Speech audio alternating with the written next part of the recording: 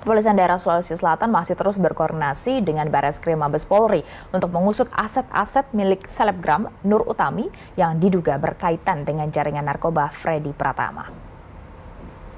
Polisi menyebut Nur Utami tidak menggunakan secara langsung narkoba tersebut, tetapi turut memanfaatkan dan menikmati aset-aset hasil dari penjualan narkotika jaringan Freddy atau melakukan tindak pidana pencucian uang.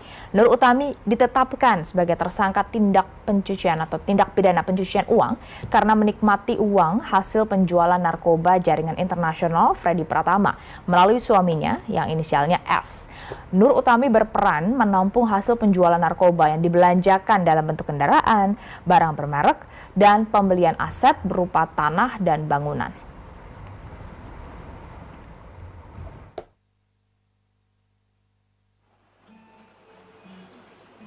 Polda Sulsel akan mendata jaringan-jaringannya yang ada di sini, ya mungkin selalu koordinasi dengan Mabes Polri di dalam pengungkapan kasusnya. Kita selaku aparat penegak hukum tetap membackup satuan atas di dalam pelaksanaan pengungkapan kasus ini. Ya. Yang intinya siapapun yang melakukan tindakan, pasti akan berkoordinasi.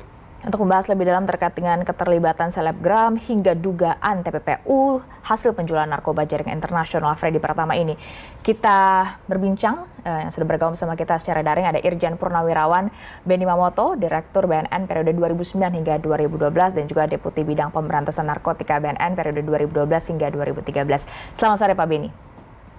Selamat sore. Pak Benny, kalau Anda melihat biasanya dari pengalaman Anda, konstruksi hukum ketika ada kasus narkotika, tapi ada juga dugaan TPPU di dalamnya itu seperti apa?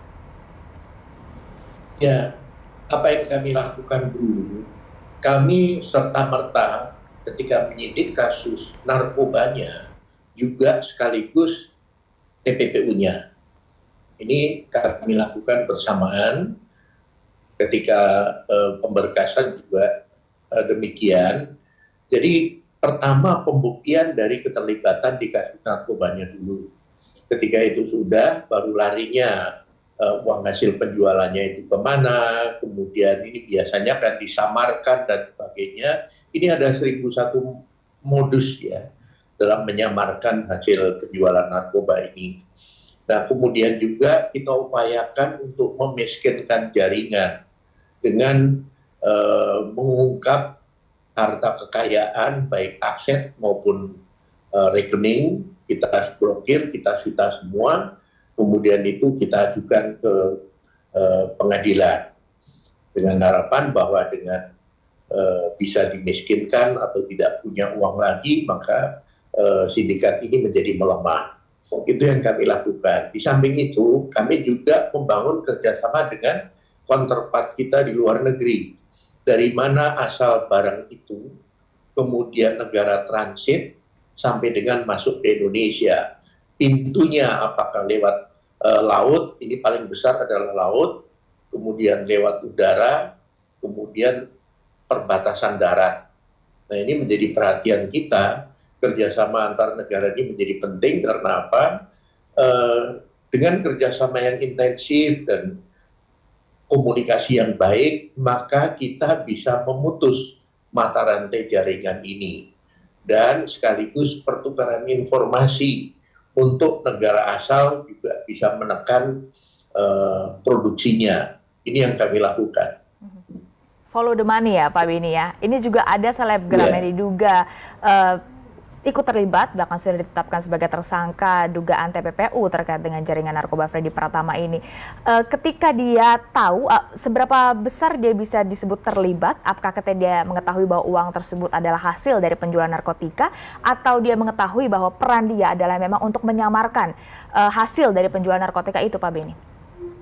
Yang pertama tentunya dari pemeriksaan nanti akan bisa diungkap ya, sejauh mana dia tahu profesi suaminya. Ketika bisa dibuktikan bahwa dia tahu, kemudian dia menerima uangnya, maka dia bisa dikenakan nanti kerjasama dalam hal narkotikanya, kemudian dalam hal pencucian uangnya tentunya dia berperan aktif.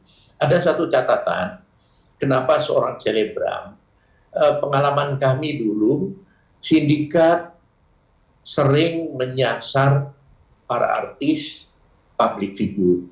Tujuannya apa? Mereka berharap bahwa followernya, fansnya, ini nanti akan mengikuti gaya hidup dari si figur itu. Ini target mereka, sehingga mereka mendekati para artis nanti menggunakan gaya hidupnya akan diikuti oleh para followernya atau para fansnya. Nah, dalam hal selebgram ini bisa dua macam kemungkinannya. Bisa ini untuk menyamarkan bahwa uang hasil bisnisnya adalah hasil peran dia sebagai selebgram yang kemudian memasarkan produk dan sebagainya. Oleh sebab itu penyidik harus sangat jeli nanti dalam mengungkap ini, sejauh mana penghasilan dia sebagai selebgram, kemudian sejauh mana pengetahuan dia bahwa suaminya memang bagian dari sindikat. Saya yakin ini tidak sulit untuk diungkap, dari jejak digital, kemudian dari komunikasinya, itu nanti akan bisa diketahui keterlibatannya. Berarti ini modus lama ya Pak Beni ya, justru ketika figur publik yang terlihat dengan jelas memamerkan hartanya, malah justru lebih dianggap mudah untuk menyamarkan bahwa itu adalah hasil kejahatan tindak pidana narkotika, begitu ya Pak? Betul, kita lihat bahwa selebgram ini kan YouTuber sekarang yang bermain dengan dunia medsos ini kan kekayaannya besar, pendapatannya besar, sehingga bisa nanti disamarkan ke sana.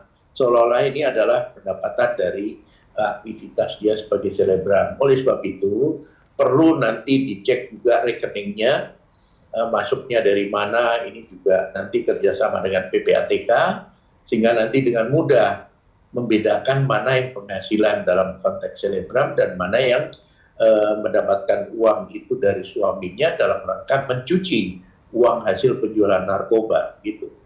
Oke, kita tunggu nanti penyidikan polisi selanjutnya, juga pihak-pihak mana saja yang kemudian terlibat, semua bisa dilihat dengan follow the money. Terima kasih Pak Benny Mamoto, Direktur BNN periode 2009 hingga 2012, sudah bergabung sama Berita Satu Sore.